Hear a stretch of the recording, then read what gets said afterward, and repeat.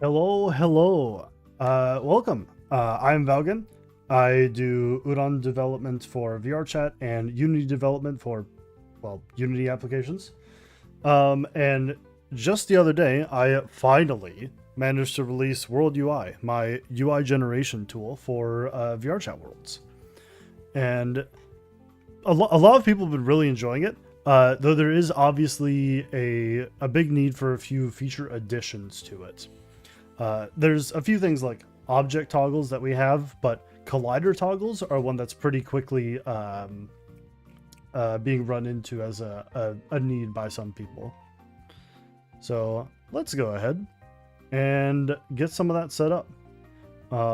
My Unity editor layout is completely screwed up because of some recording I was doing for the videos.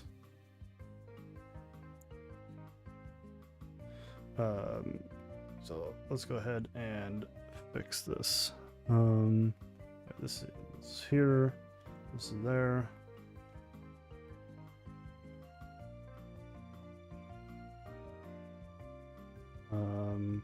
Inspector project window goes down. Wait, no, project window goes here. Animations there. Console. Oh, I'm trying to remember my layout, and I've completely screwed it up. Alright, that should be good. Alright, yeah, so the first thing we're going to jump into is setting up the collider toggle. And I'm curious, I think I have an idea of how I want to do this. We could set up another bespoke script that is a collider toggle, or we could use the base toggle that I have and just append on a collider toggle component, which I think is going to be the smarter idea in the long run. So let's go ahead and just start looking at some of this stuff. So we have settings, general. Let's hide all these. We just want to add a collider toggle to this list. Let us begin by opening our IDE.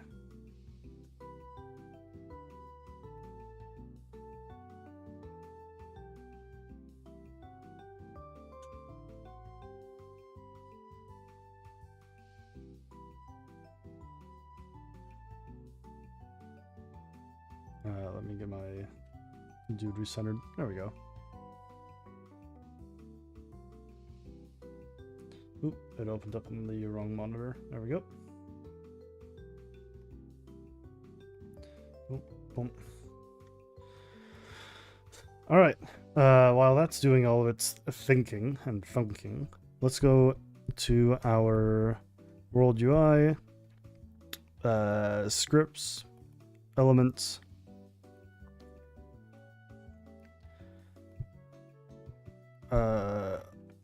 Let's see here.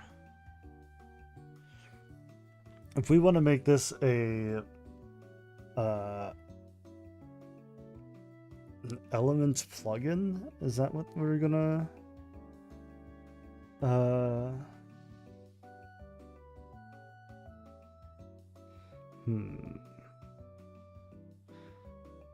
let's just call it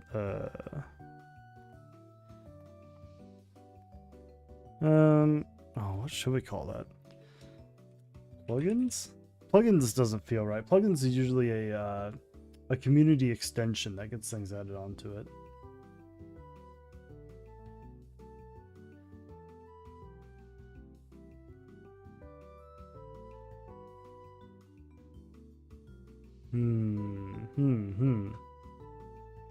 Now I'm curious.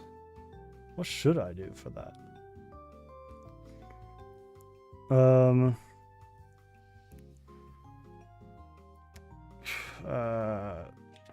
GUI components. Sure. And we'll just call this GUI collider toggle.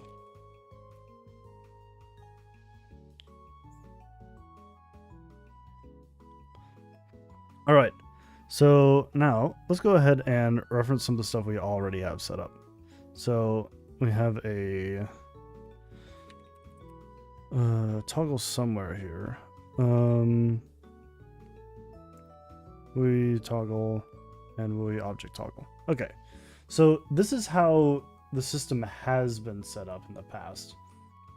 The toggle itself just kind of it inherits from this thing, but this makes prefab consistency very annoying. The reason I did this originally is because technically the more udon behaviors you have in a scene, the less performant it is. But given that these are small and don't really have a whole lot of they don't have any network costs, stuff like that, we should be fine. And it's one of those things where it's just easier to maintain from everyone's perspective. So I think I'm going to focus on maintainability more than worrying too much about the slight performance cost of an additional script in the scene. So we should be good there. All right. Let's do a toggle as inheritance there. And I'll have a public class builder toggle colliders.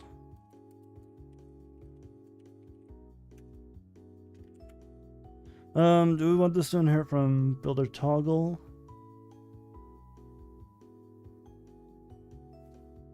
Where is builder toggle?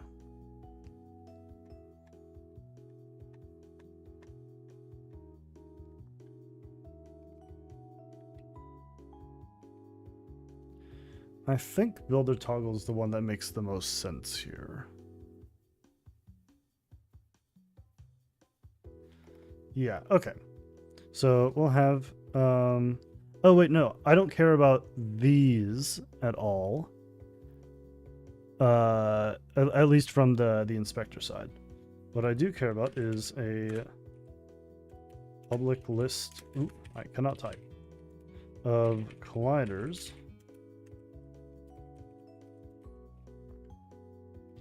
And let's just do builder toggle base there.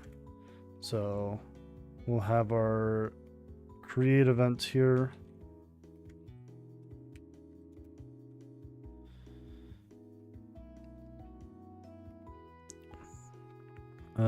Toggle object. How is this handled? Yeah, okay. This just has this and that. We are going to do a few things here. We're going to have a WorldUI collider toggle. Actually, we just want this to be a WorldUI behavior. We don't want that to inherit from the toggle. Yeah. Okay.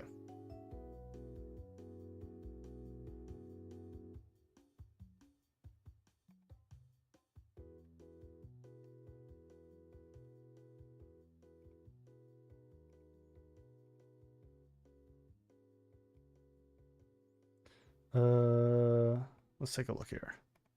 We need to grab the where'd it go? There it is. I'm gonna grab this instance that create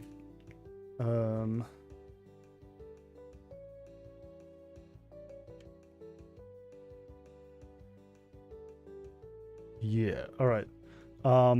Now we need to start adding a component. So we collider toggle equals instance dot add component instance dot game object add component. We collider toggle.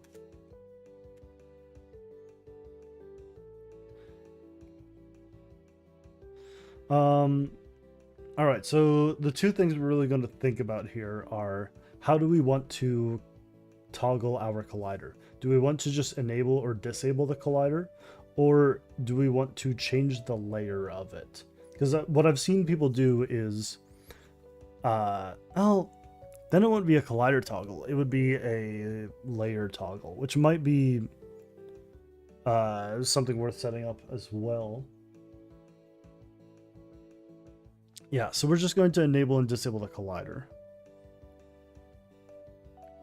So let's have a public collider array, colliders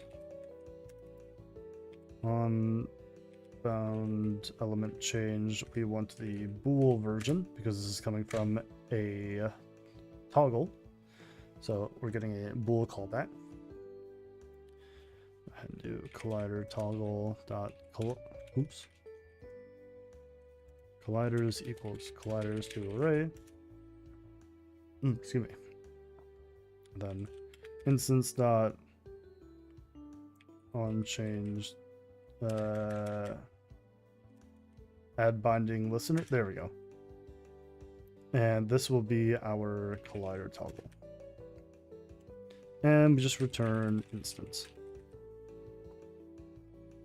So now in here, we'll for each colliders, just abbreviate that to call. Bool dot enabled equals bool value. What are we missing down here? Oh, we're missing the end if for this. Go ahead and put a serializable on this.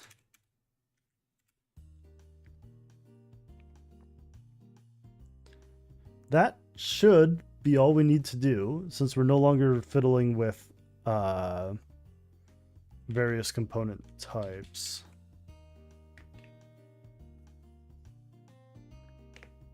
Various instances of the type of toggle we have.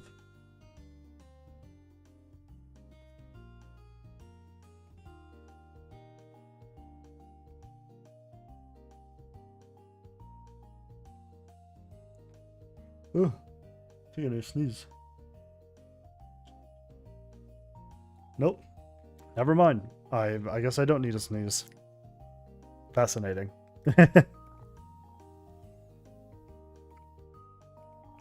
Alright, so from this drop down, we should have toggle colliders. Alright. Now we can add something in here. Let's toggle, not the floor, the environment. There we go. Default on, colliders, and build menu. Seems to be fine. Let's click the drop down here and find our toggle in the inspector.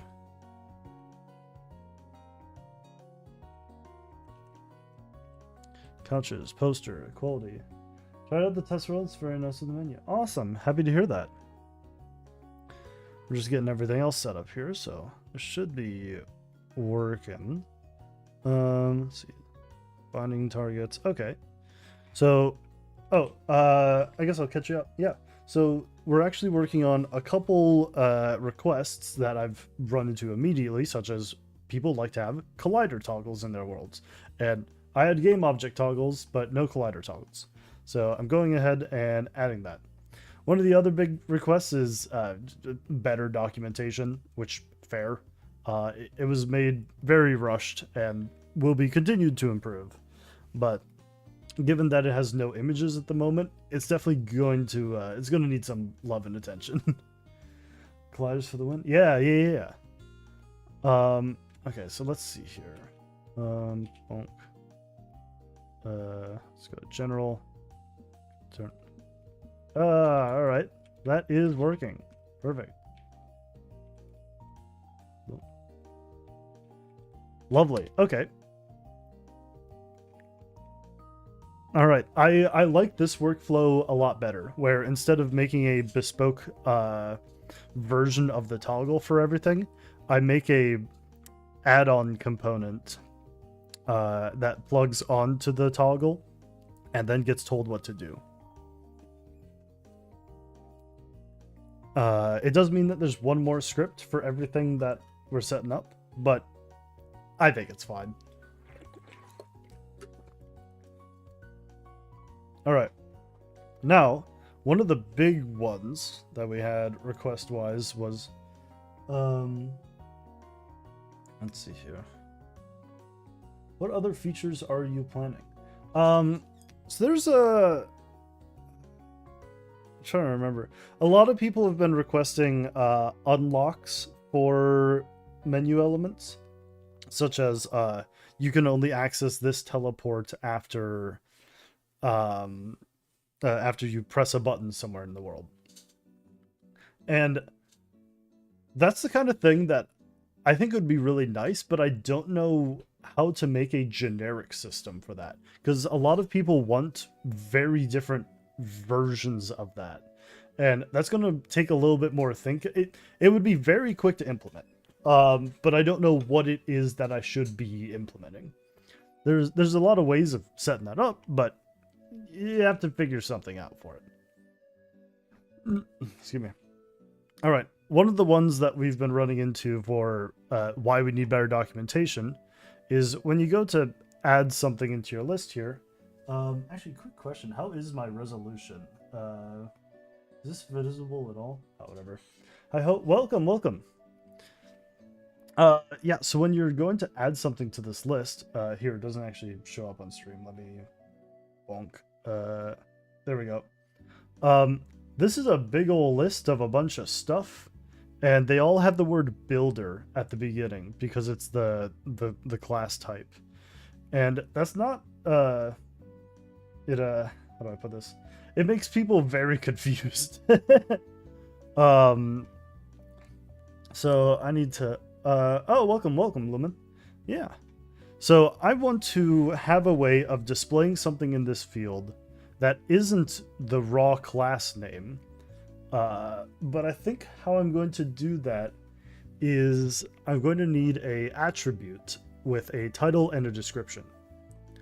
So let's go ahead and set that up. So let's make a...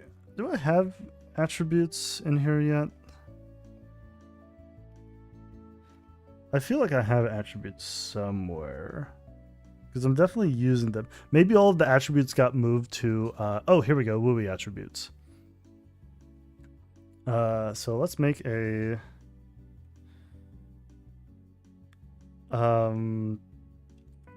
description attribute. There we go. So, like serializable, this is just going to be a thing that you put at the top of a class, and that should be able to give us a lot more control over some stuff. Primarily the visibility in that list. And if the attribute isn't working, or if it isn't on the class, then we just fall back to the original one.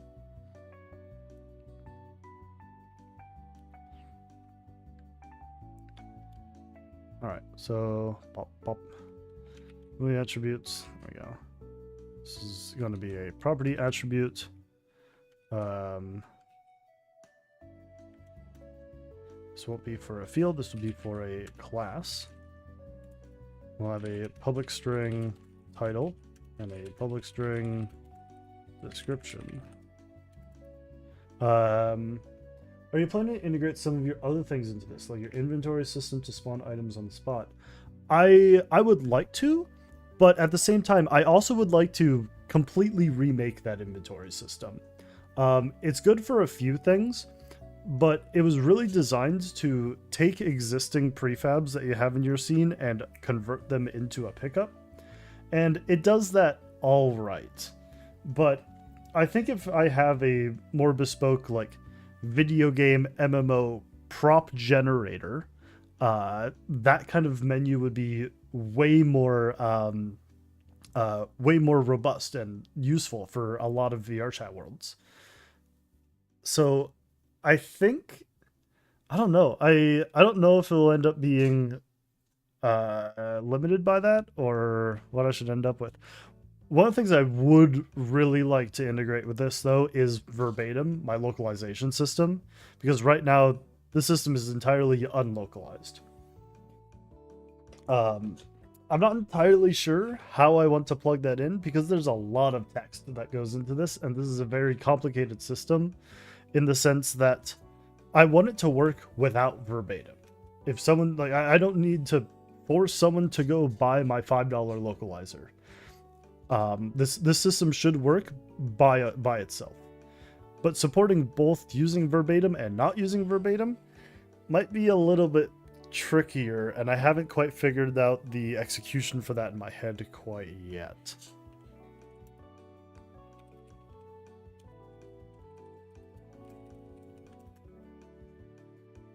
But yes, I would really like to. I would love to see a remake of the inventory system. I agree it should be for roleplay worlds too. Yeah, that's the thing. I wanted it to be useful for kind of general worlds in VR chat, but the main thing people keep using it for are roleplay worlds. That's like the main use case for it. It ended up being, surprisingly. So I really want to have a system that more properly leans into that and like has a good audience for it.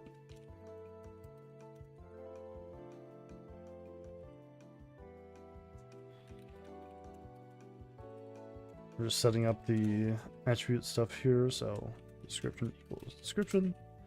And let's go ahead and just slap this on something. Builder toggle. All right, we will give you the description. You know, let's just call it the WorldUI description.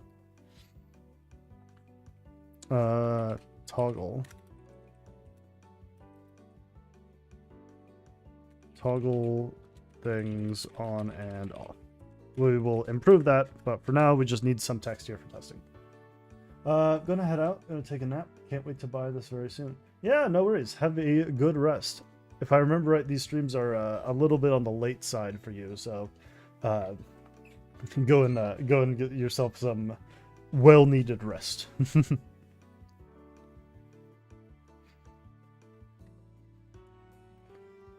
All right, so now this description attribute on this toggle. So let's just close the things that aren't really relevant at the moment. So we have this attribute. It is currently on this toggle. I can get rid of these and these. We now need to use this information during our dropdown. So we are going to go to our subclass dropdown, and we need to check to see if this has an attribute. So you're gonna have to bear with me. I've kind of forgotten how to do this a bit, but I have instances of me having done this in this project already. It's just going to be a bit of a digging around. All right. So for this project here, we look through our scripts, we look through their fields, and then we check for custom attributes.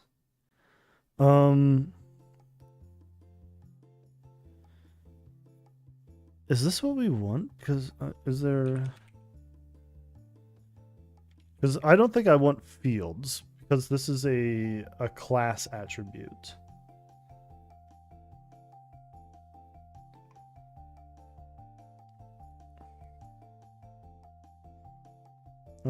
Let's see here. Choices, types.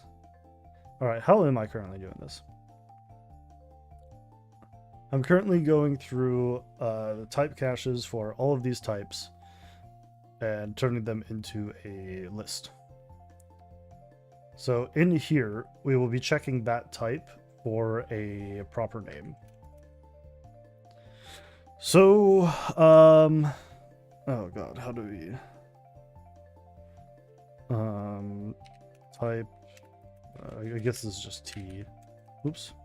TV OS target OS version. No, I want T dot attributes. All right.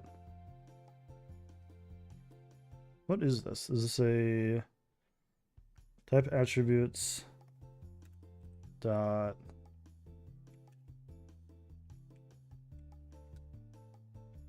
let's see if T dot attributes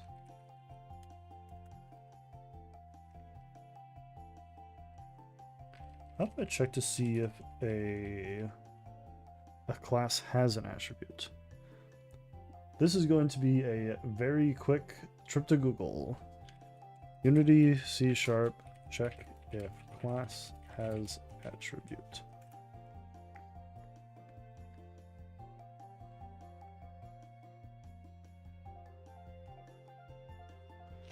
Oh.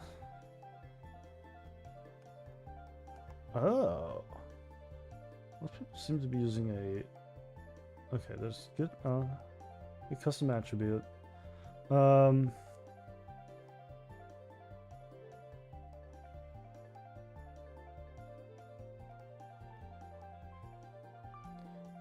Okay, so most people are recommending a function called isDefined. So we'll do if t dot is defined. There we go. And this we just pass in type of WorldUI description attribute.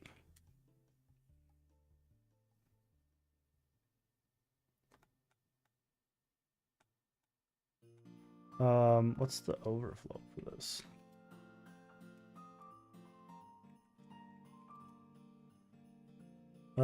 Inherit. Yeah, sure. We will include inheritance. All right. This doesn't give us an out parameter for the found attribute, so I think we just have to cast it in here. So we'll do WorldUI description attribute equals. Ooh, does it not want me? Property jar attribute. Okay. We'll do. We'll just call it description.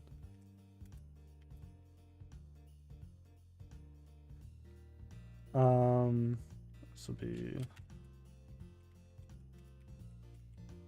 attribute get custom attribute. So this we pass in our T for type, and then type of WorldUI description attribute.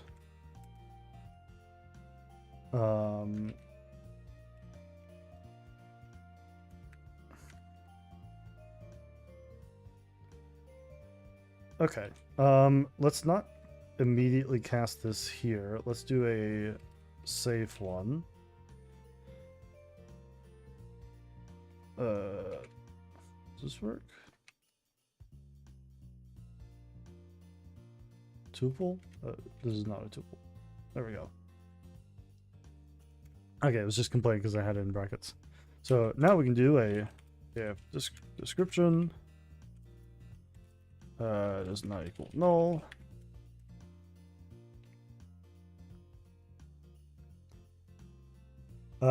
In here is where we'll do this part. Let's see. Type name will be there. Type name equals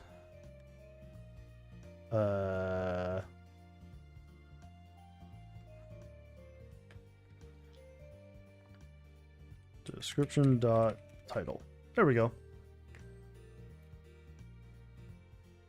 So now I want to break this out into a getter, into a separate function, so that I can use this in another place. Actually, before I do anything else, let's just verify that this works.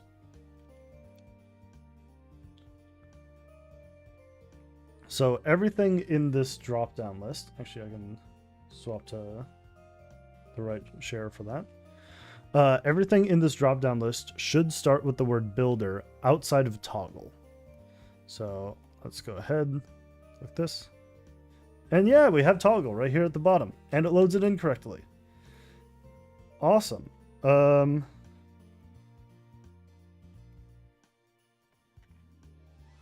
Let's see, builder toggle colliders. When it grabs its initial title,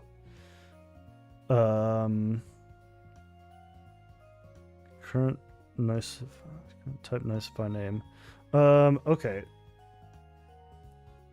So its selected value isn't getting the right one.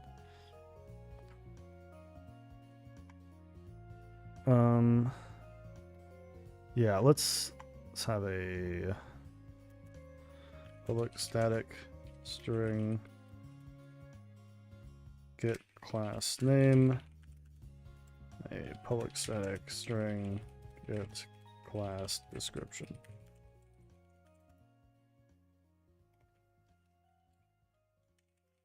Type T.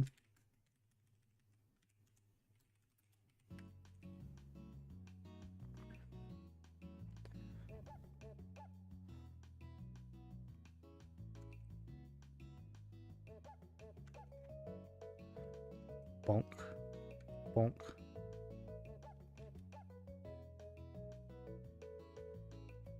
Return type name. And here we'll do the same thing. We will change this to be type description. Description.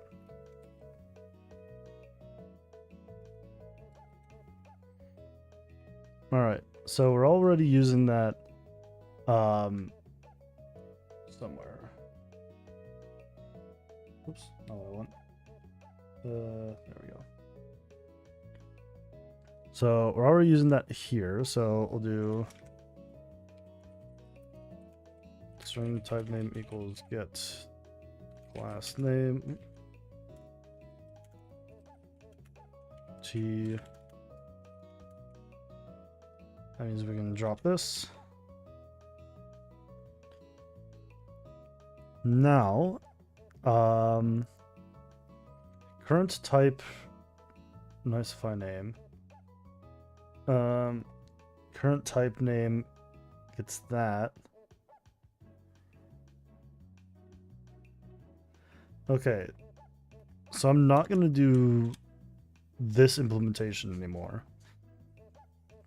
Is current type name only used there? Okay, yeah. So we'll drop that. And we'll do get class name, passing in get type.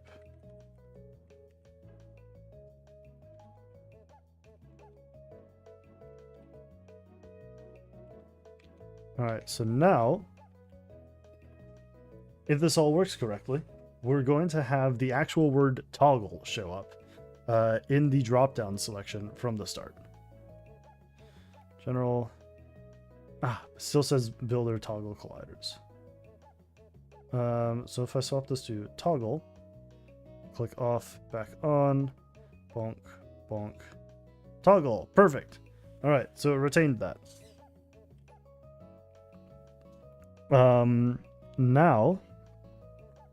Now that we have that, we can actually make use of our get class description. Actually, I think it would make more sense for these functions to be over here. Oh, object names are a Unity editor thing. Crap. Okay, yeah, we can leave that here.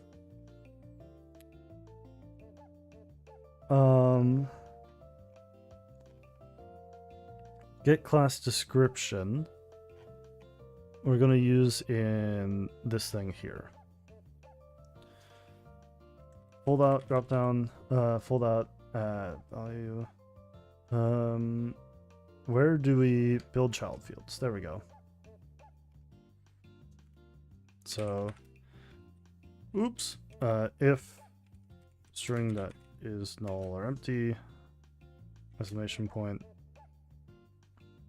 get class description.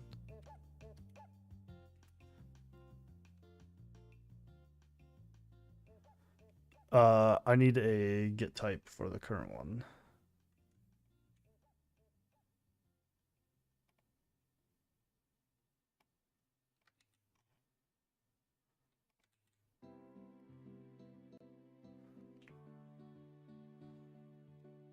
All right.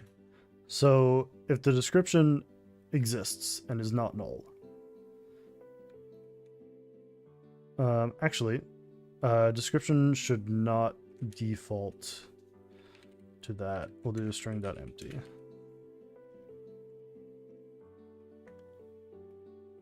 We want to add a help box, I think they're called. Yeah, help box.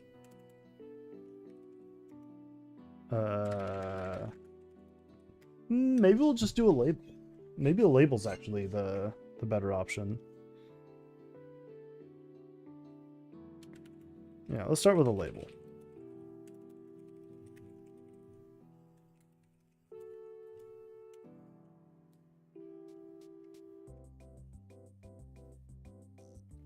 We'll do string description here.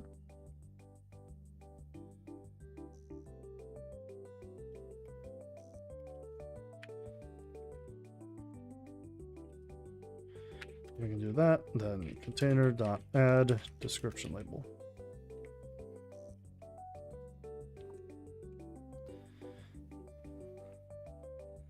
All right, so now we should have a thing that shows up at the top here, which is basically just a header. But if we click that, there we go. Toggle things on and off. I want to put a bit of is it margin or padding? Either or. Description label dot style dot padding. Space reserved for the bottom edge of padding during the layup. Okay, yeah, I'm pretty sure that's right. Equals 10.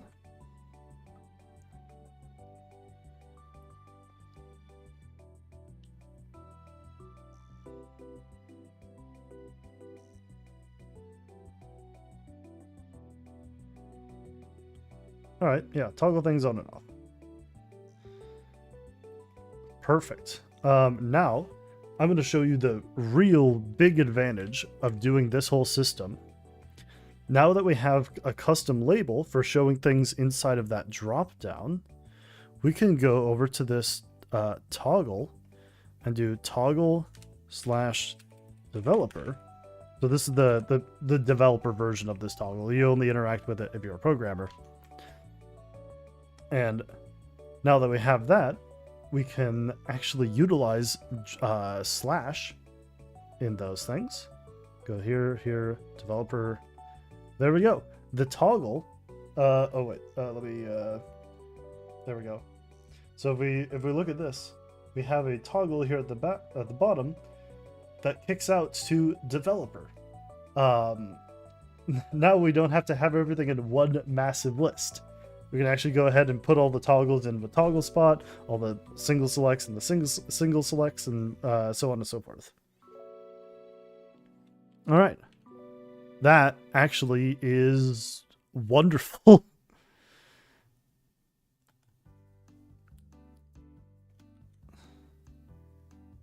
So we can do this. Toggle colliders.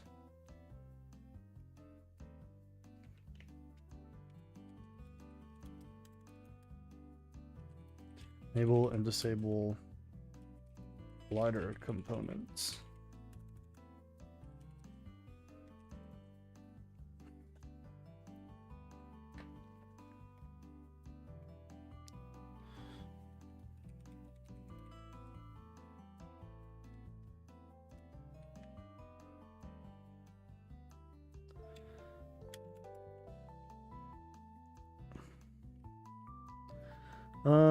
Should I use the word developer? Is that a good word for that? It's essentially only use this component if you are actively plugging in a custom program. So I think it makes sense, but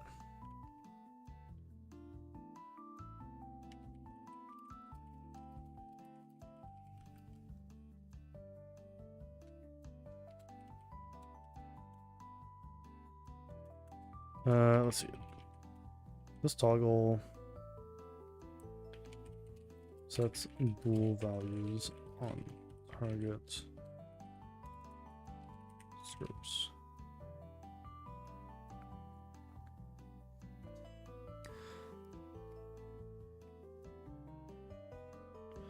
Let's see.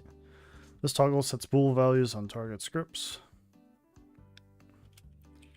for running callback events. Use this to set a bool, and then apply its effects. Let's give us a /n there for new line.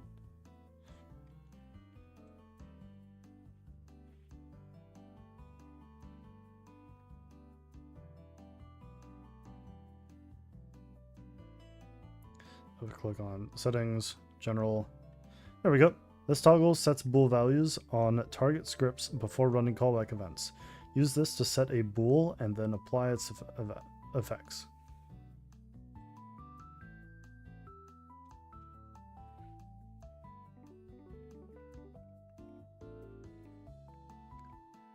All right, and we can do toggle colliders, enable and disable colliders, collider components. Perfect. All right, now we don't have to make everyone just go to the documentation every time someone wants to fiddle with something. They can just look at what it does here with a full-on proper description. All right, with that out of the way, I'm actually going to take a brief moment to use the bathroom. I'll be honest. All right, so 1 minute, I shall be back. Continue enjoying this lovely bossa nova Genshin Impact music. All right, un momento.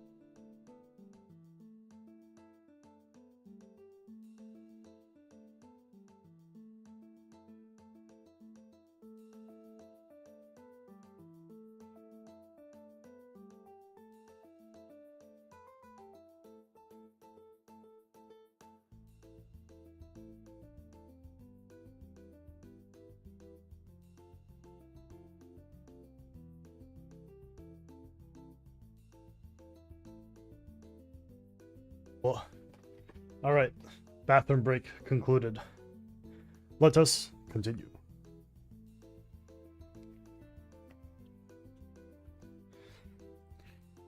All right, so honestly, I don't think we need a like the element 0, element 1, element 2 on this. So I'm gonna go ahead and honestly just remove that. So let's go to our, where would that be? That'd be subclass dropdown attribute. There we go. So we have our dropdown here.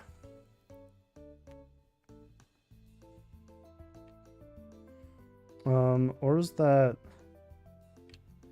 Oh, that's the fold out. Okay. If I just get rid of the label on that.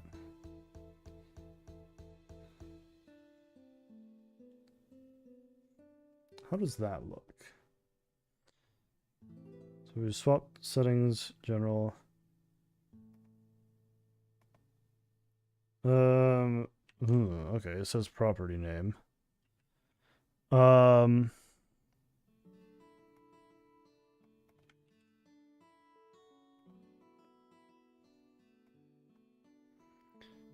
Oh, okay, so I had set up this thing to try to track its display name. But I'm actually not a fan of how that ended up. So if I just don't set the text value of a foldout ever, what happens? Does it have a default value? If not, That should be all we need to do. Otherwise, I'll have to just go ahead and set it to be empty. Okay, so it still says property name. In that case, let's go ahead and set the text to be string.empty.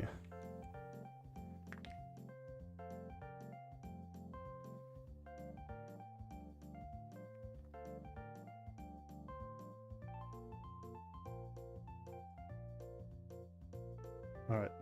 Settings, general. Uh-oh. What did that break?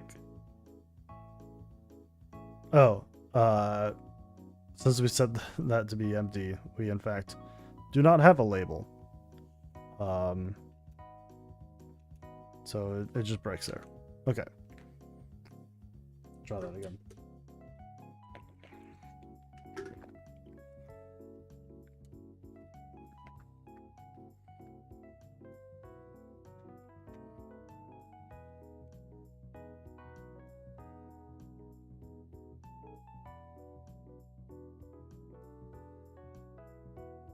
Okay.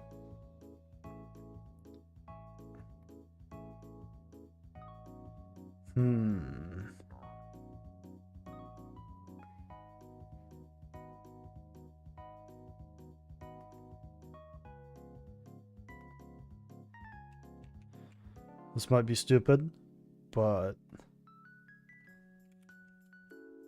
I'm going to set the fold out text to be a single space to try to hold that space for the fold out and see how that looks.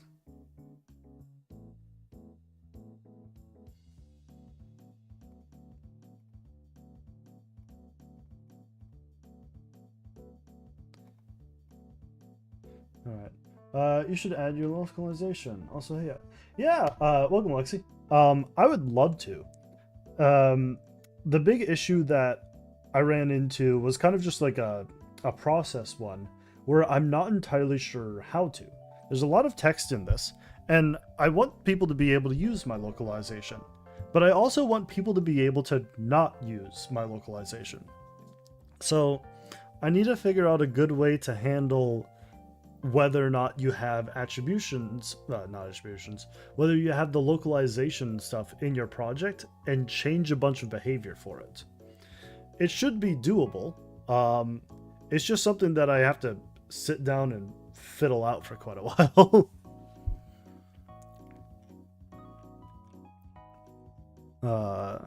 Yeah. The UX would be scary. Yeah, I mean, this entire project is UX. Just having a menu in VR chat, well, that's largely just some visual design and a little bit of Udon. Having a system that creates that, it's a lot, but it is fortunately been working quite well, almost all things considered. The UX to build the UX. Yep, 100%. That is why this has been a literal 6-month project.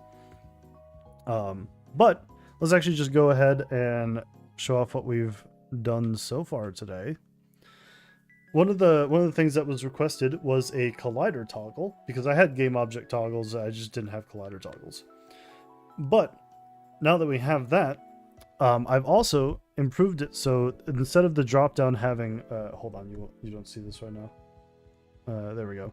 Instead of the drop having instead of this drop down for the selection being builder drop down, builder event, builder label, we now have toggle, which folds out to colliders and developer, which is the Udon one.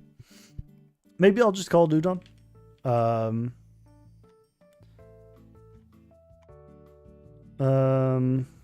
Maybe new features. Yeah. Welcome, Paluda. So one of the things that I was actually showing off here is, yeah, Udon probably doesn't make sense. Yeah, that's probably a good title for it.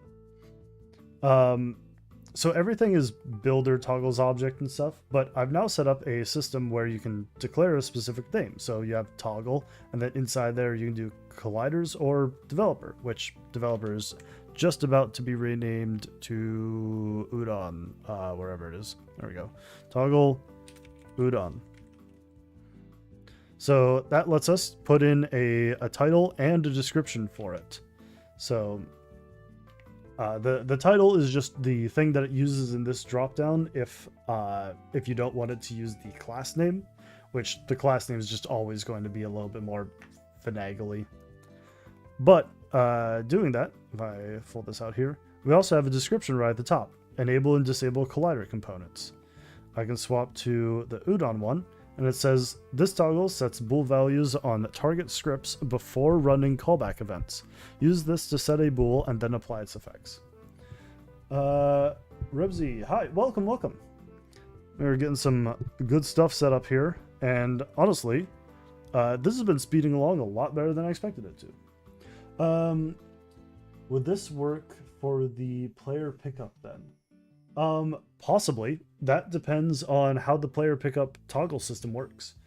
I haven't interacted with it, so I know you have, but that's kind of what this kind of thing is targeting. As long as it calls the bool it's looking for anyway. Yeah, this should work fine then. Just made edit, still need to post it. Cool. Nice. Yeah, so I guess now I'm gonna go through and put a WooI description on all of my things. So we don't need it on button. Drop down. Okay. So what we'll do. Drop down udon. Glad to see people have been liking the UI though. Yeah. I'm pretty happy seeing a bunch of people actually being excited about this. It's got a lot of engagement as well. I've been pretty happy with that. It's a 10 edit. Okay.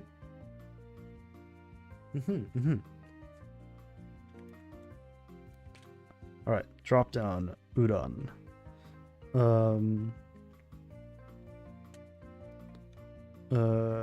This is actually going to be almost completely the same description. But instead of bool will be an int, integer values.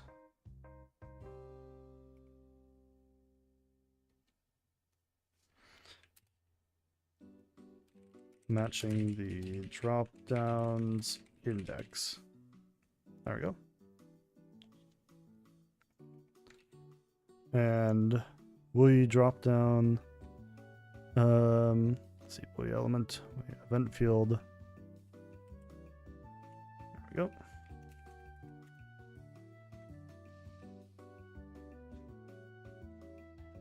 we go. Okay, so the event field is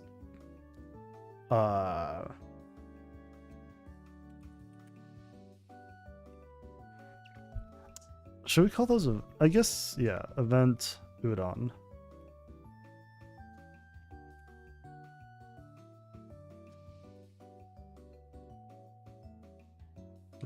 Runs a list of udon events when this button is pressed.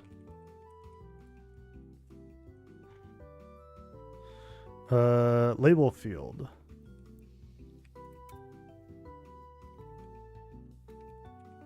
We'll just call this label. Displays title and description.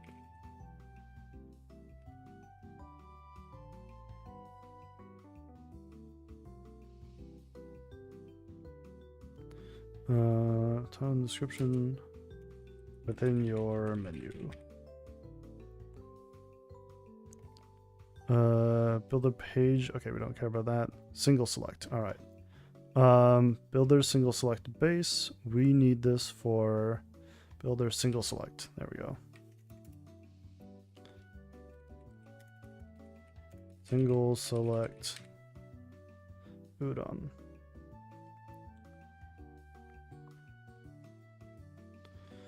The single select for this is essentially identical to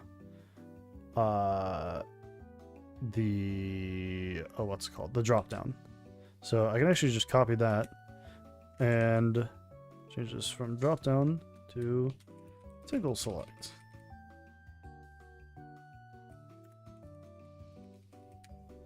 Also append this with also referred to as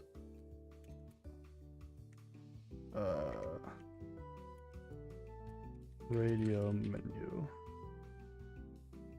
button.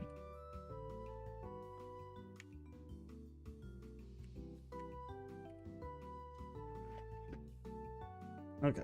Referred has 2 R's? Yeah, that's it. I call them single selects. I think most people call them radio menu buttons or just radio buttons, but yo, hey, welcome, welcome. We have the custom attributes all set up. So now we're going through and actually applying them everywhere. So we're using it for a title as well as a description that shows up at the top of the field. Yo. All right, single select toggle. Bring this in. Object toggle.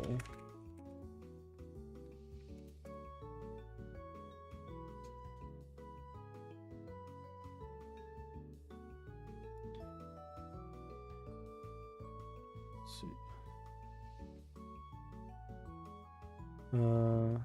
Also referred to as radio menu. Good to hear, although a bit sad I missed the fun part.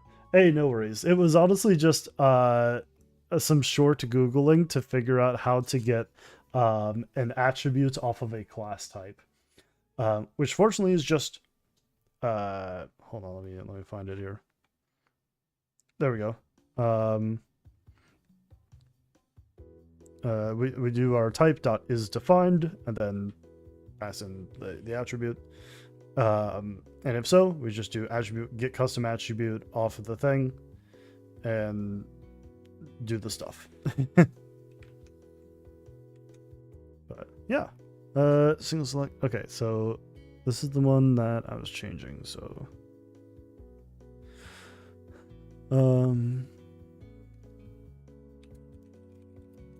enable only the selected object from this list.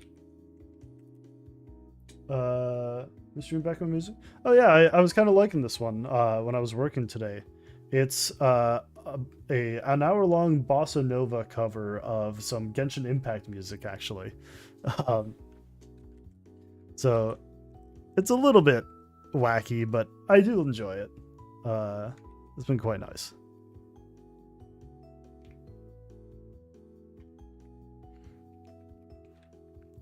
All right, so builder slider. Let's see, slider udon.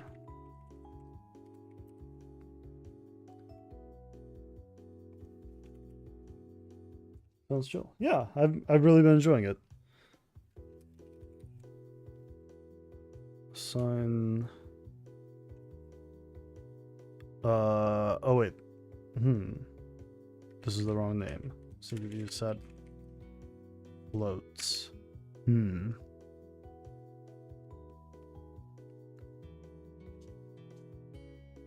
That's what I get for copy pasting dozens of things earlier to rush everything for release.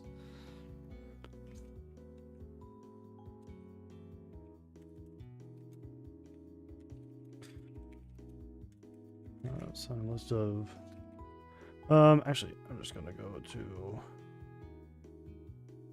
our toggle. Go back here. This slider sets float values on target script for use this to set a float and then apply its specs. Excuse me.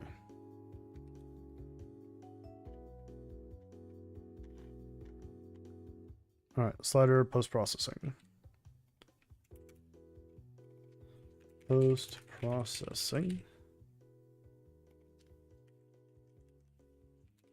Set the intensity of post-processing volumes.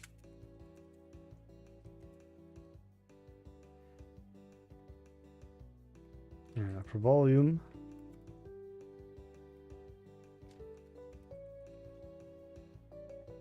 set the volume of given audio sources. Tab group is not one you can build from that. Tab page is not. Teleport field is, however. So let's go ahead and match our event field. Where do we put that? Events, teleport. Teleport the player to a given target with a slight transition effect. All right, and we have it on toggle, and oh, we need it for toggle objects. Toggle objects.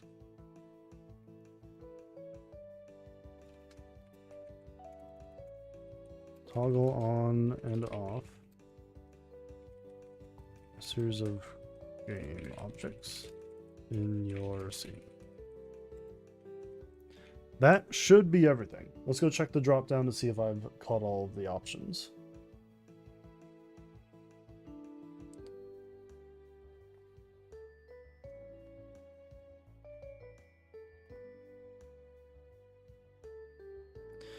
Builder single select quality is the only one that I've missed so far. But otherwise we have drop down udon, events, teleport and udon, label, single select, which is our object toggle and udon, slider, post-processing, udon and volume, and toggle colliders, objects, and udon. I guess I should rename those to game objects. So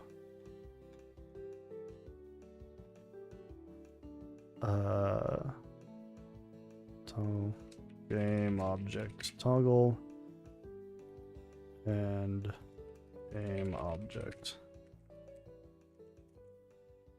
And the only one that I missed was the quality one, because quality is in a different folder for the modules, because it's over here. Single select quality.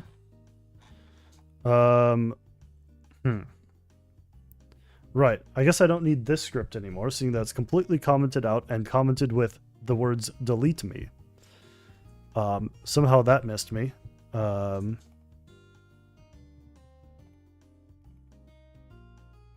these appear to be the same scripts, but one's named differently. Thanks, past me, for your impeccable project organization.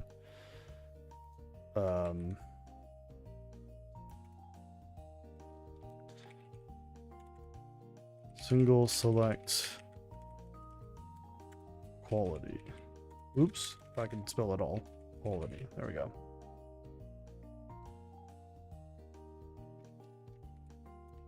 Set the given quality setting of the world.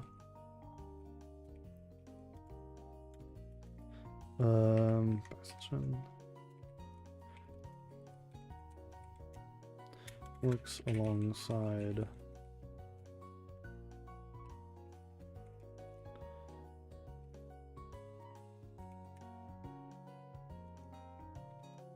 WorldUI quality object.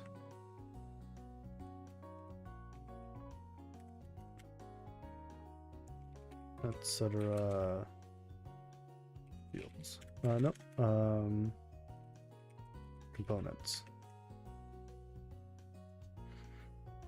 I think the teleport field should probably be over in the teleport plugins, teleport modules. I'll probably have to set that in Unity.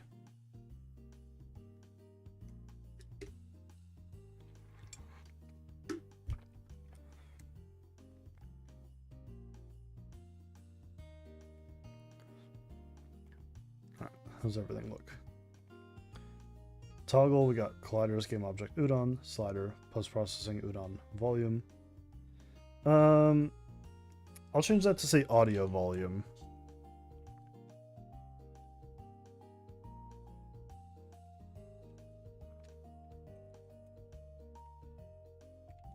Just making it a little bit more clear.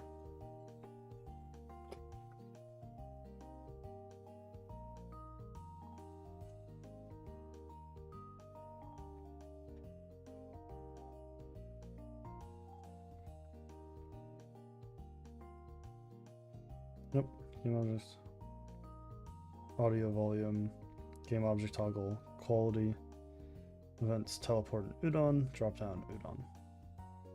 Okay.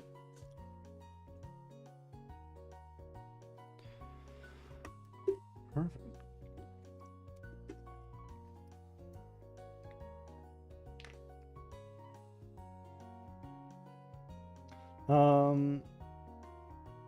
All right, so I was going to move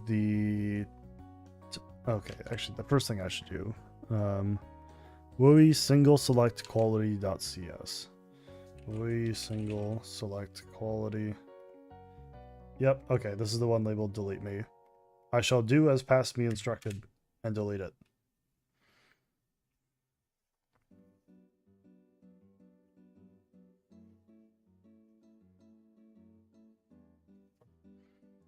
All right, lastly, go to scripts, elements, teleport field will go into the teleports module folder.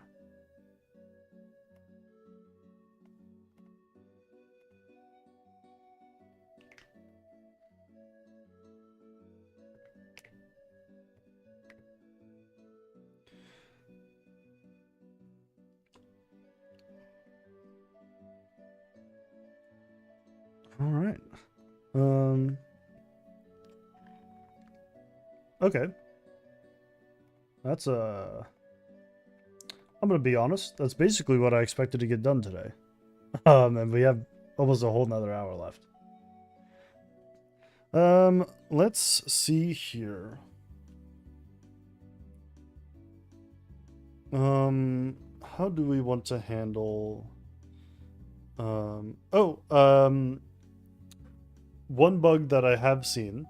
So someone didn't report it, but it happened in a demo of their thing. They had the menu locked to a tool that shows up where it like puts it right in front of you. But since it disables the menu immediately, some of the transition effects, like moving the collider toggle left or right, just got stopped halfway through. And I think that's something we can just fix with the tweening system.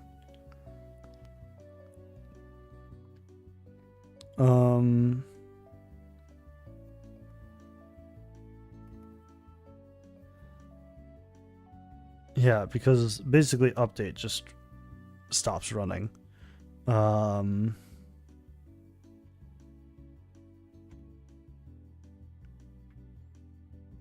Let's see here. What would be the best way to handle this? We could autocomplete all of them on disable, but I'm curious if some tweens, like, because you can have a callback for when a tween completes. I wonder if I need a way of processing through them in order.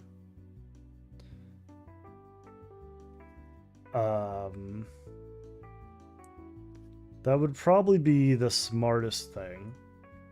It will cut down on the possibilities of issues later down the line. So let's do on disable.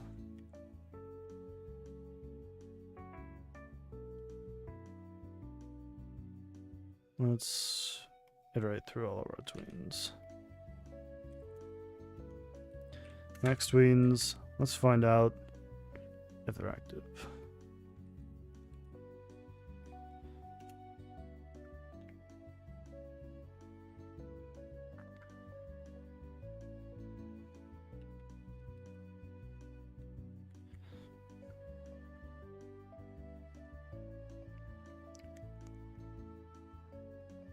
Okay, so we'll have float closest end time, which equals 0, and int closest index.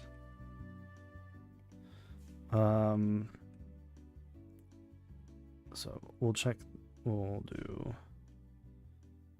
if end time I.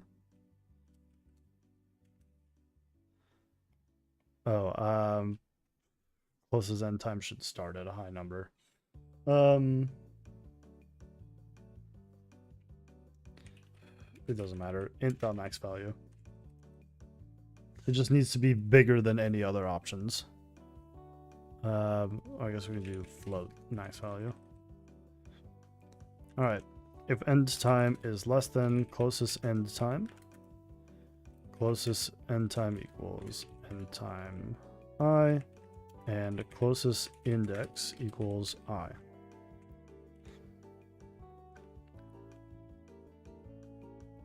Closest index should start at -1. And we'll do while. Where do we want to do a while?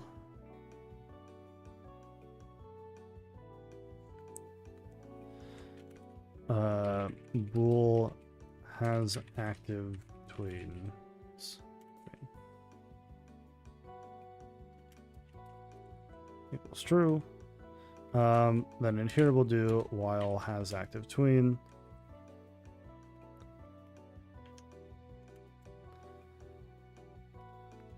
Just do has active tween equals true here. So we'll change this from closest to be soonest. I think that name works better. So after we grab our soonest index, we will complete that one. And then once that's done, we run this again until all of the tweens are done.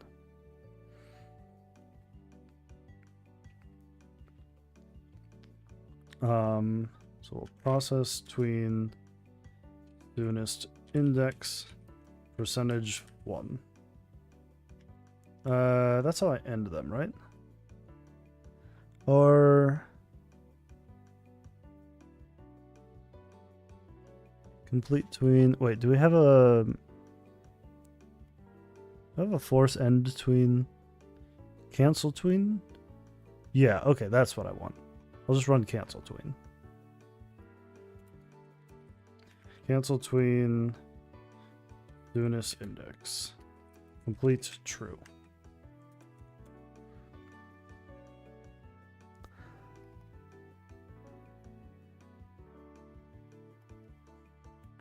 Alright, has active tween equals false. We'll just set that right at the start here so we never get caught.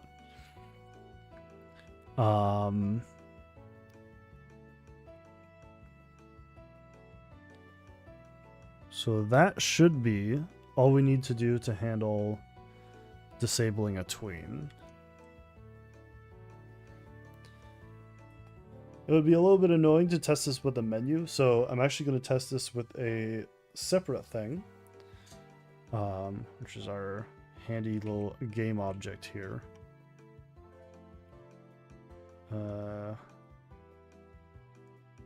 So we'll just get a tween action on here. And we'll get a cube, sure. Run that on enable.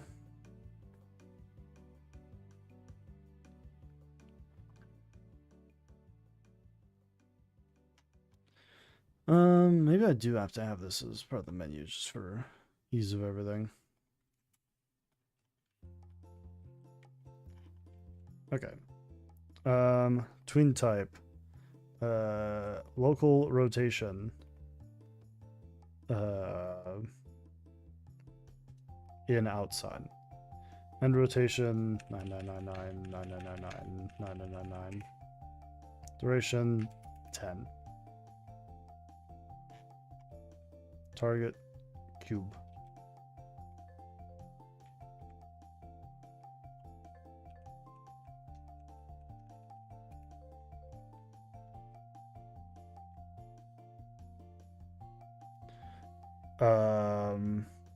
Why is my end rotation value being clamped to 279 when I change that? What is that? What is that number?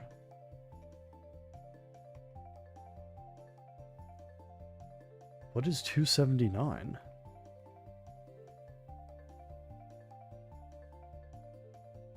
Is 280 like a circle number?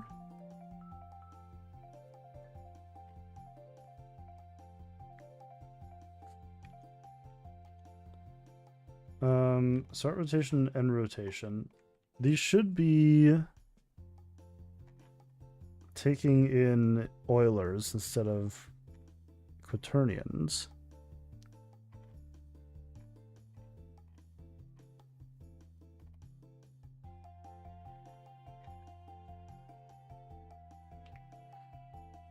Or maybe this is one to quaternion.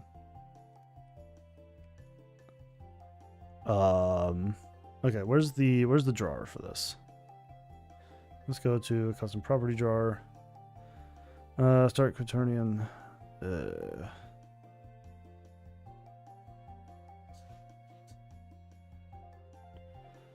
All right.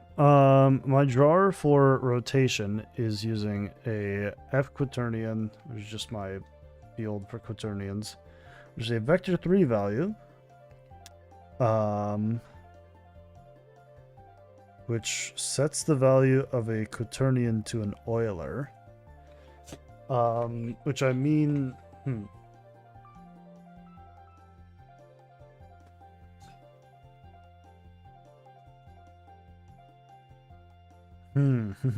okay. I guess I guess I should be using a quaternion for that backing value. Because otherwise, you just can't write into it correctly.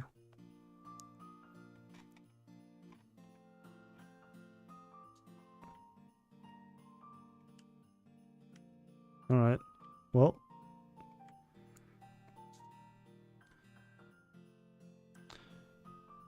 Actually, hold on. Start quaternion and quaternion. Actually, that works fine.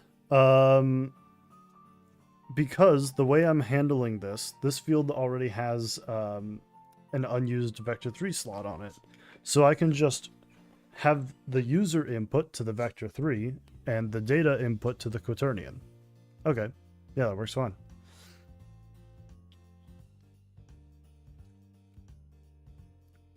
All right. Field dot line property prop.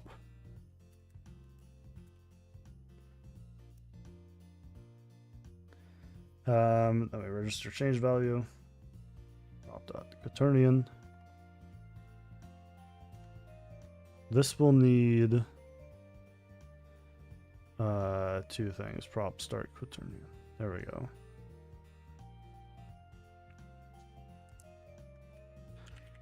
Prop quaternion. And a second one for prop vector 3.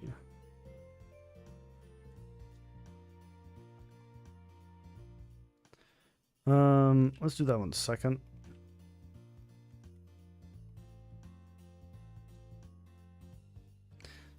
Field set value. I don't care about that because we're already properly binding it here. So now do prop start vector 3.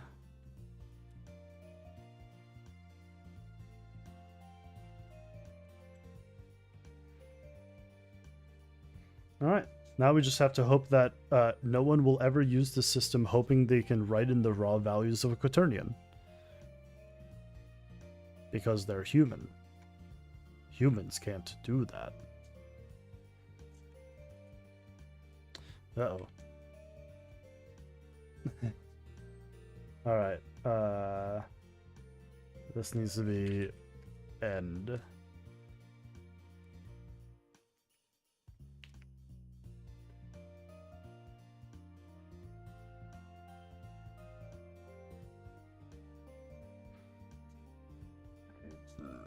Excuse me.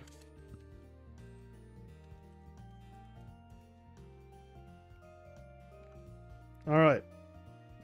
Well, that little bug fix detour is complete.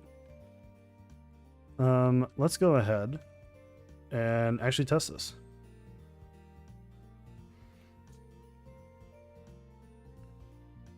Wait, what I miss? Oh, so my Wui Tween action here lets you write a rotation in here.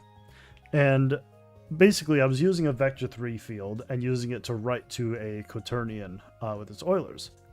But when I would like reset the UI here, the max value would lock to 279 because it was just interpreting an Euler out of a quaternion, and apparently that's the highest value that you can do that for. So now I'm just using the unused vector 3 fields that I have right now for this rotation as the actual user input, and it gets interpreted into a quaternion in like the back end. Just a little fancy wackiness. All right, so now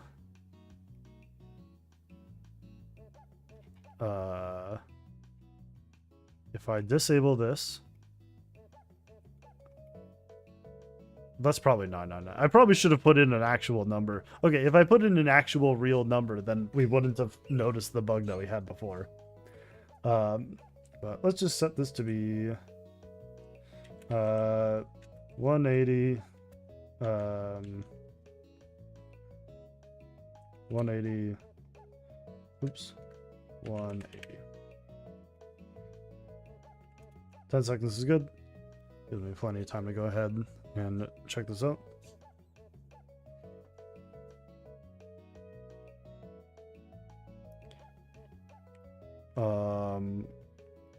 Well, that errored immediately. Cancel tween. Doesn't Unity automatically convert quaternions to Eulers when drawing them in the property drawer? No. Unity's transform field automatically automatically converts its rotation quaternions into Euler fields.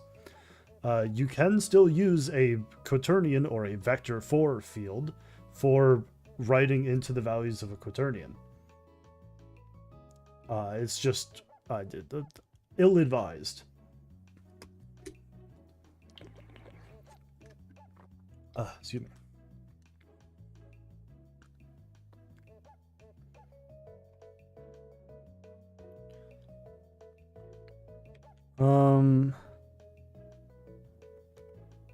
Why did this happen?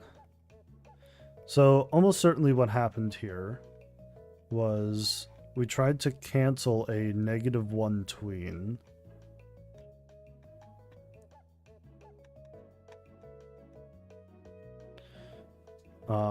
One, I should make that not happen here. If index equals -1.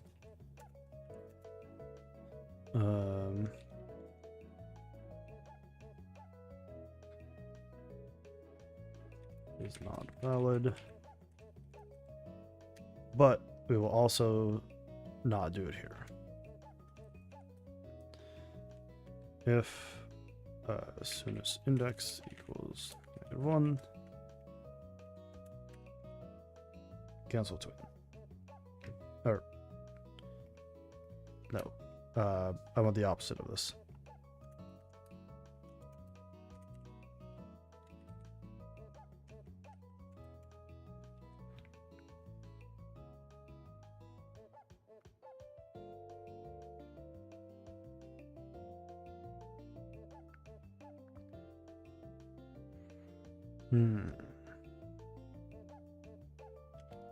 I can probably swap this to just fewer things there. All right. While true, for each for loop this, check to see if they're active. If there's an active one, use that. And if no active ones are found, where soonest indexed is back to -1. Well, no, okay. Because soon as the next isn't being cleared back out. So, all right, we'll just leave it like that. Hey, I just had a thought. Are you thinking of making some default modules that are compatible with some well-known packages like VRSL or Aerialit LTCGI? That is exactly one of the things that I want this tool to be able to do.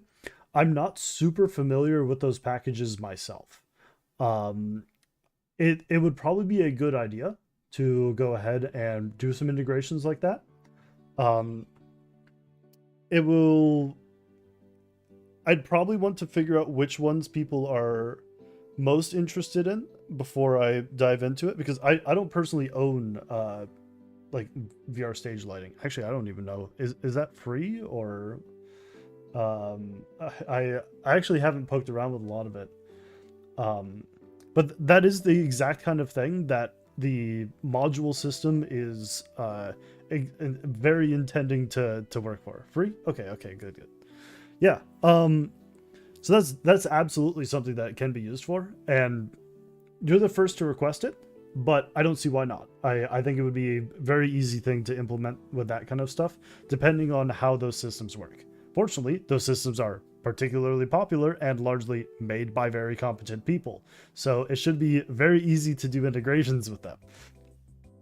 There are other systems that are less nice to try to put in a whole system to integrate with.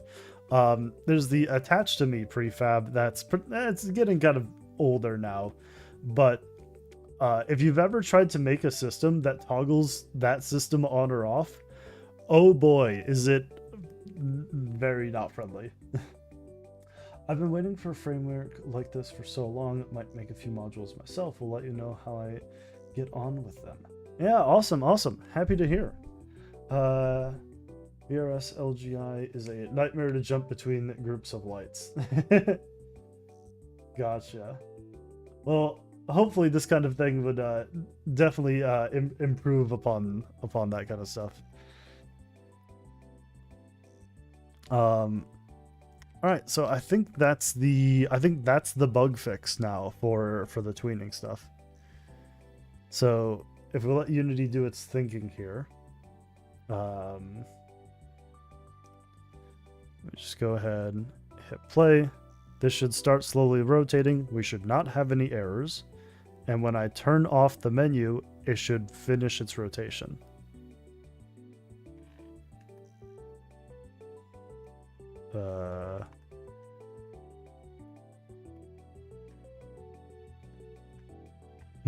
Seems to be nothing happening.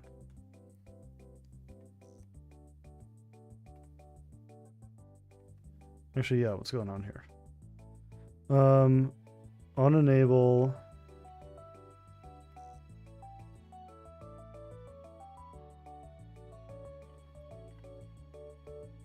Apparently somewhere around Unity 2022, they switched from showing quaternions as Oilers in the inspector to showing them as vector floors. Yeah, I guess I never would have interfaced with quaternions before Unity 2022. Huh.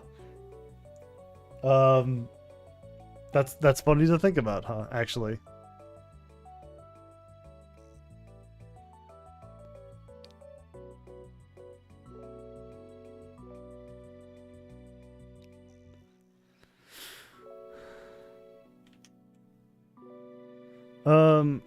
All right. Well, Wooey Tween, what are you doing?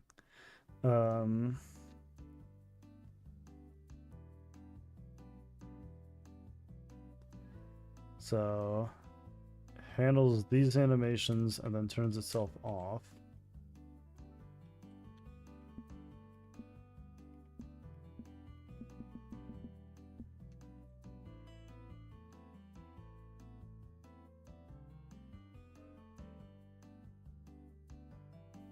Oh, man. You know that sneeze I was talking about an hour ago? Finally got me. Oh, that's a relief, actually.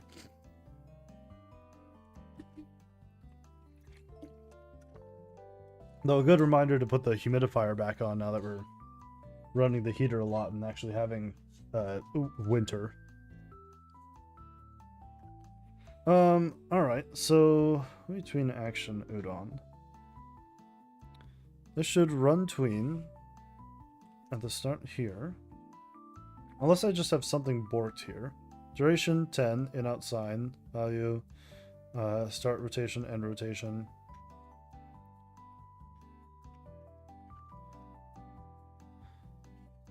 Okay.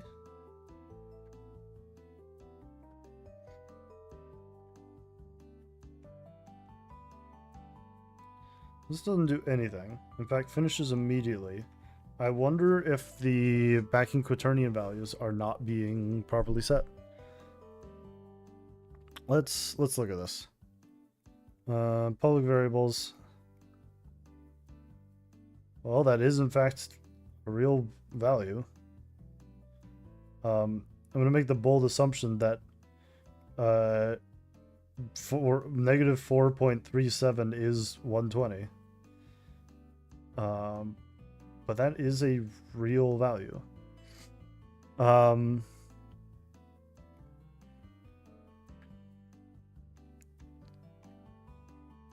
Why would that be?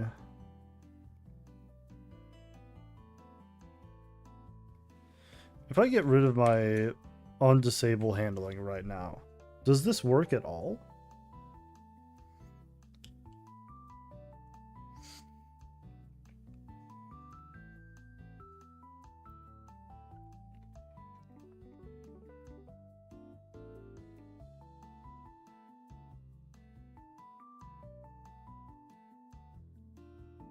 Man, who knew the whole attribute system would have been was like so incredibly easy to do, and then the moment we get to rotate cube, everything's broken.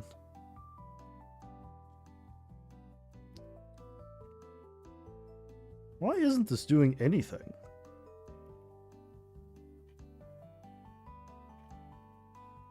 Oh no, we're on tween. Start float. This is just the array.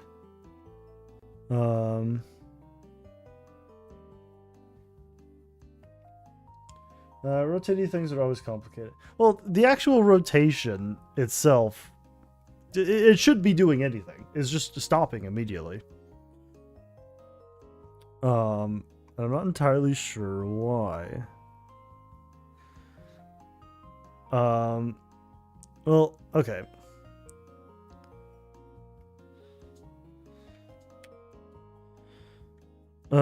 Actually, even with the on disable turned off,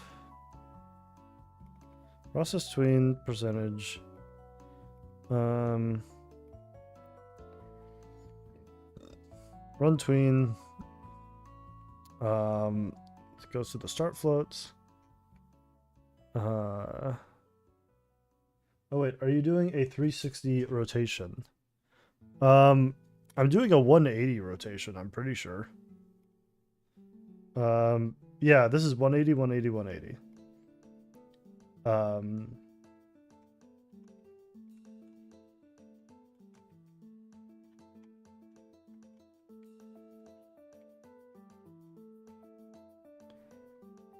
I mean, unless that turns into a 360.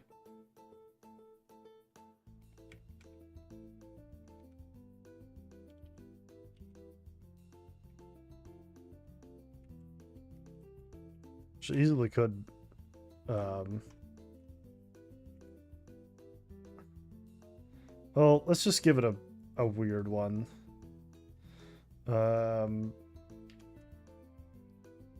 10, 50, 90. 99, sure. 180 on X, Y, and Z all turn into a 360 rotation, which the quaternion then turns into... Oh my god, whatever. Alright, yep, that's working fine. Okay. Oh, Christ.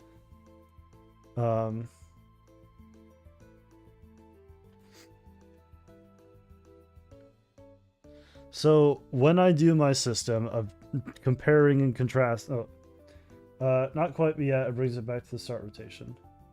Well, okay. Is it close enough that a quaternion comparison would be equivalent. Because what I do for this, okay,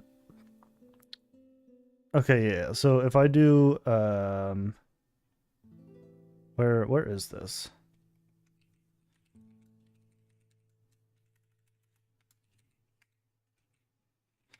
Um,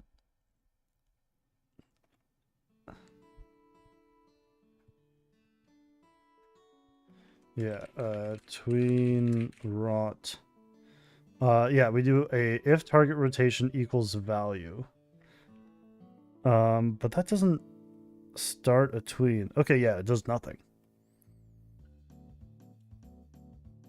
Okay, yeah.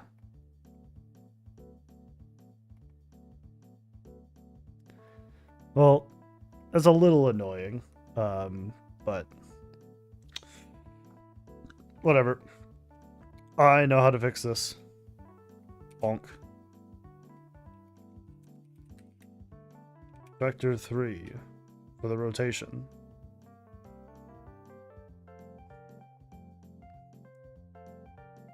Rotating things are complicated. Yeah. Alright.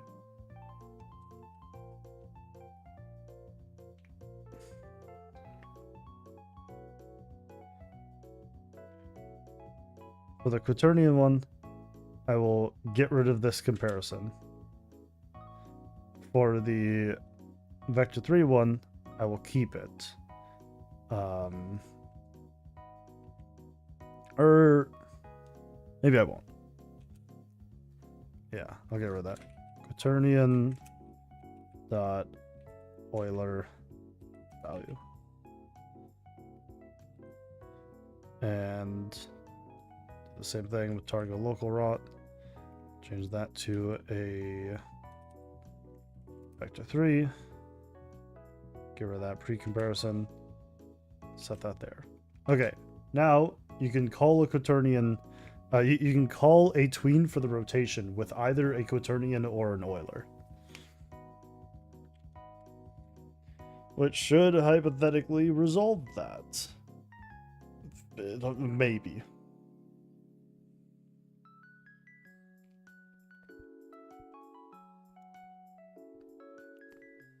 All right. What happens if I set all of these to be 180 again? Do you have plans to support rotation tweens of greater than 360? That was in fact what I was doing at first. I just set everything to 999 and then it clamped to 279 when I did that.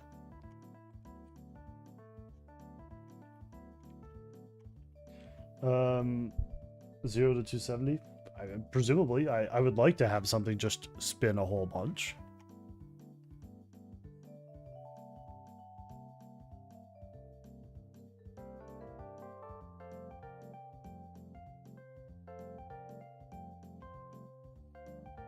Yeah, I guess I just can't assert that. So if I set this to 999, that should be fine.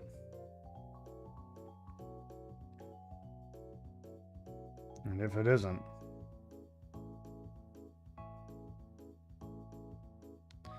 yeah, that's taking far longer than it should. Yeah, okay. All right, let's go back to the tween action jar. You are simply going to ignore quaternions altogether.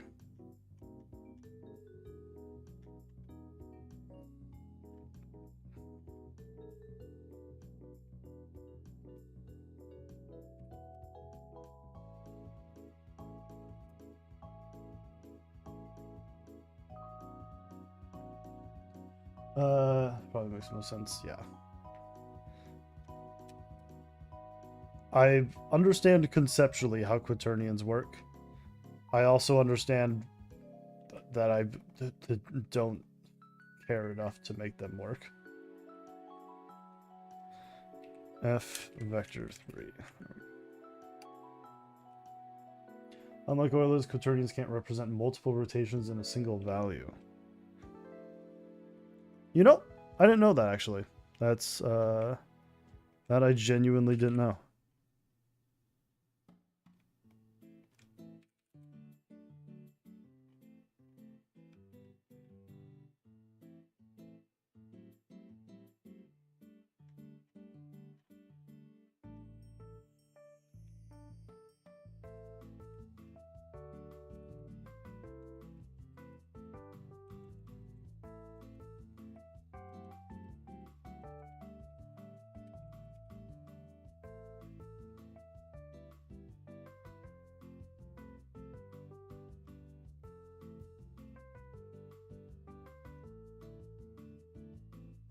All right. Between action udon for your rotation calls, you'll use you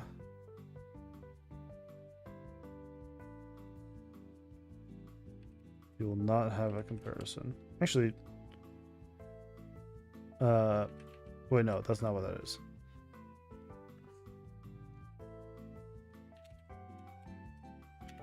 Euler start vector 3.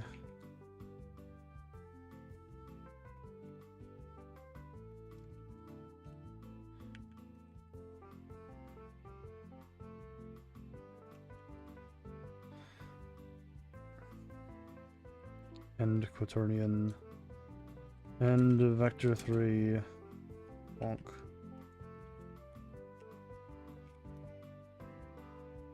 Oops, nope, that's right.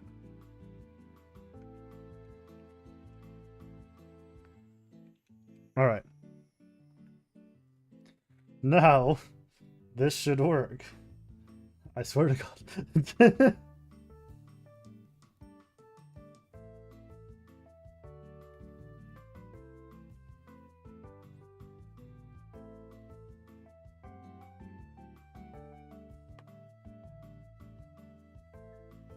Knock on wood. Yeah.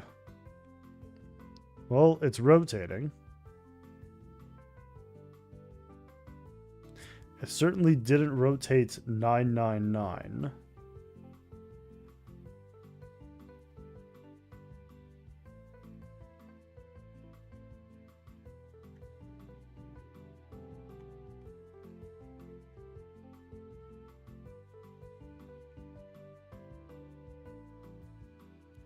Is it because it's still being... Oh, right.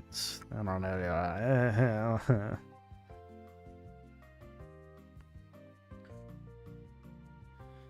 Should I just... I don't want to drop quaternions entirely.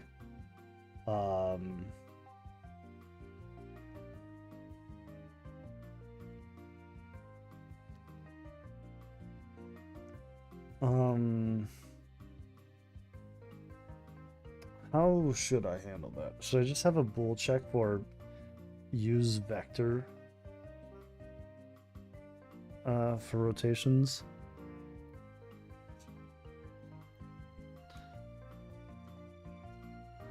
That might be the solution. Use rotation vector. Okay. Let's start doing that.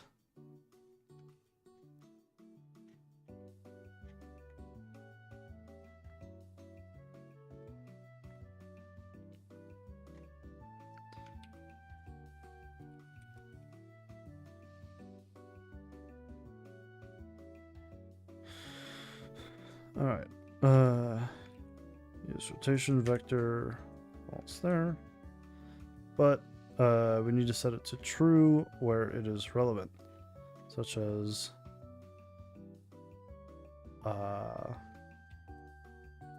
green rot.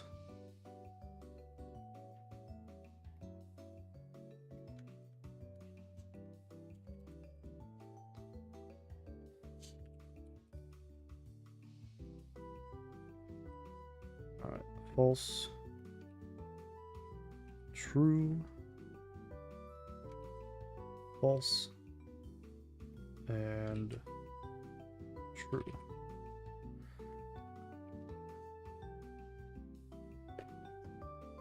Alright, and since we're setting it to be true, we will not be using start quaternion.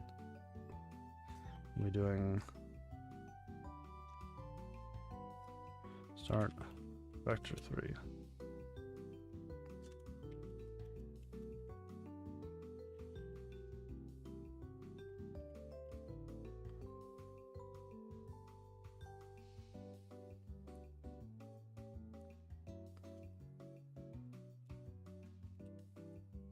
Three, local rotation, Eulers.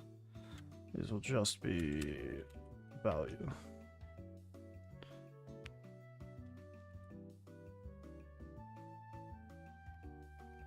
All right, now we will go up to the big stack of the everything. Go to calculate tween quaternion.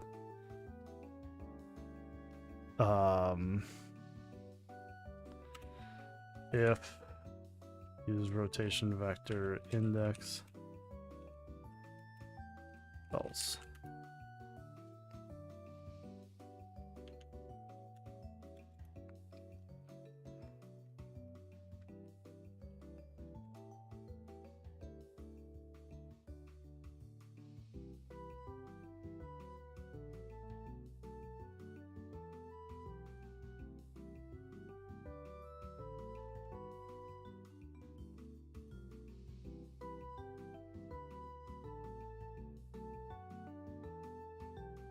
Huh.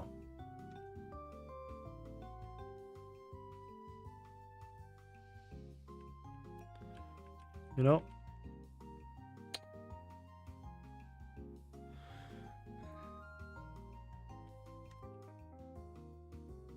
okay.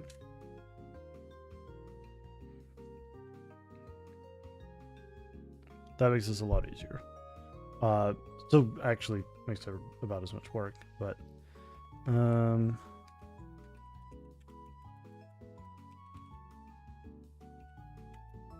use rotation Euler.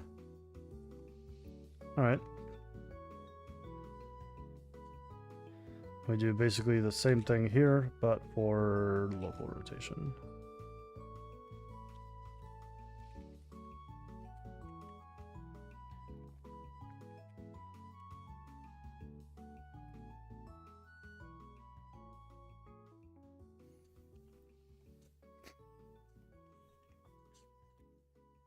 I guess I'd forgotten that you can just write to an Euler angle in Unity.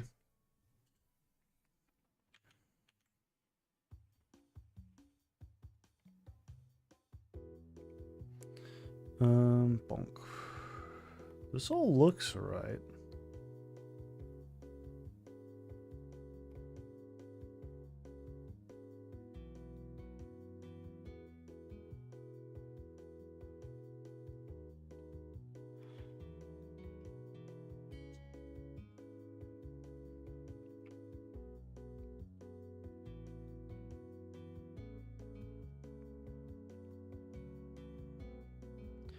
Now our tween action needs to...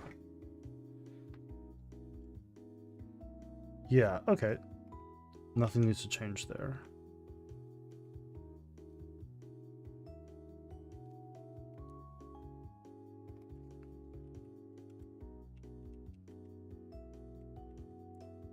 Outside of the thing that I'm changing.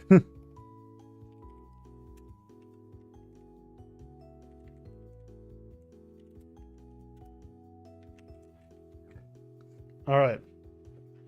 My desk is real wood. I am knocking on it. Let's make this work. Unfortunately, I do have an event that I'm going to after this, so I will not be able to go too long today. So this better work now, is what I'm saying.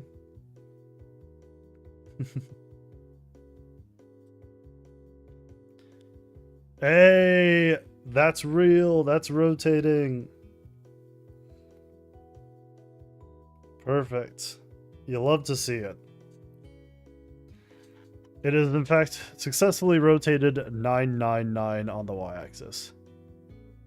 Now, just to verify everything's working, give it the old 180, 180, 180. Because that was breaking things earlier.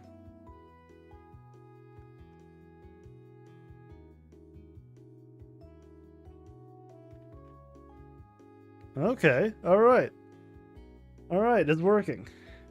Now that that's working, okay. Let's go in and fix the thing that I came in here to begin with.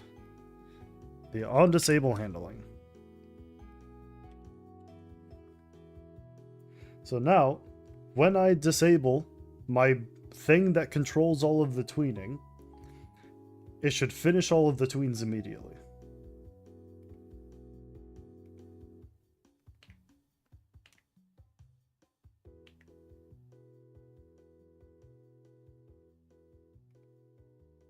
So that's rotating, and hey, it did it without any problems whatsoever.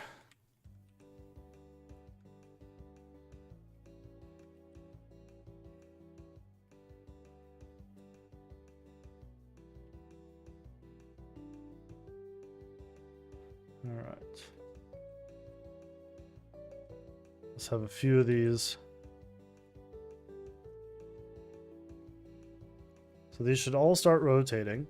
And then when I turn off the menu, it should finish all of them in the correct order. Not that I have a great way of testing that, but they should all turn off. Uh-oh. Bad news. We hit our while loop. Alright. Has active tween. Alright. Has active tween is false. For max tweens.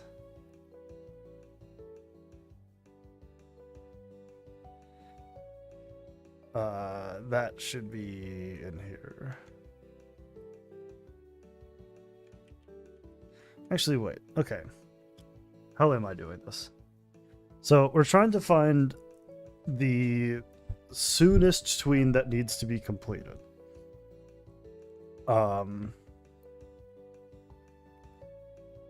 Has active tween is our loop check. We loop through all these.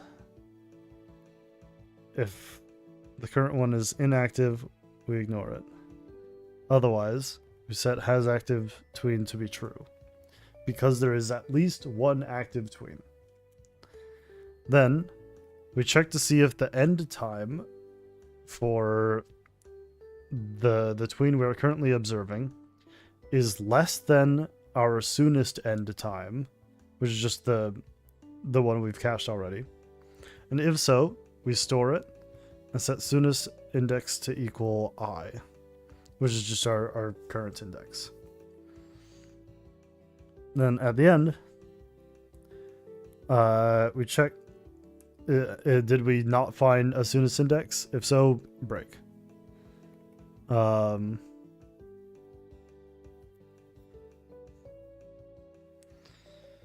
Otherwise, complete that tween. Or cancel the tween. Yeah. That does process tween at 1 and tween, so that sets it to be inactive. Yeah, active's false. Okay.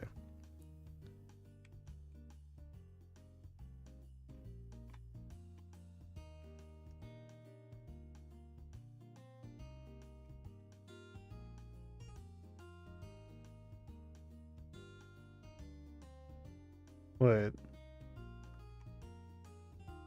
That's not the log spam that was here. It was tween 0 cannot be completed.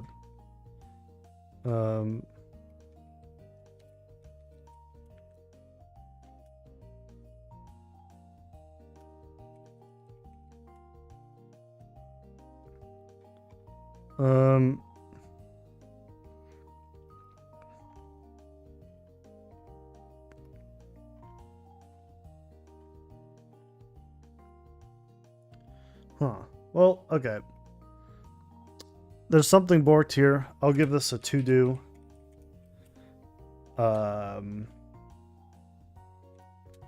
Something hits this when multiple are active.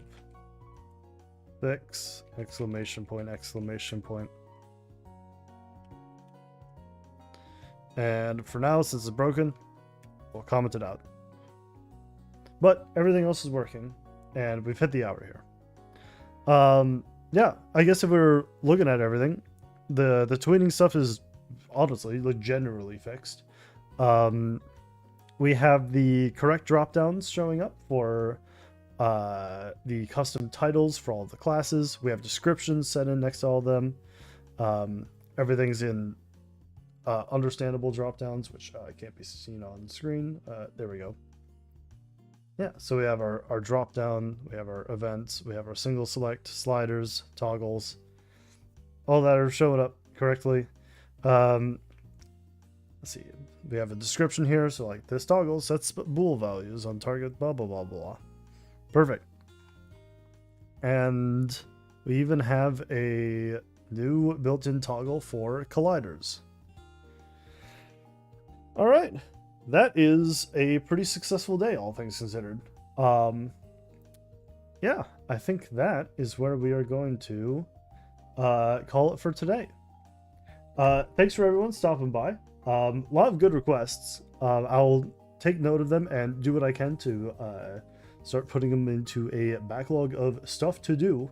I know people are really excited to have a lot of stuff integrated with this, and I look forward to keeping them happy. All right. Great seeing y'all. We'll see you next time. Have a good day.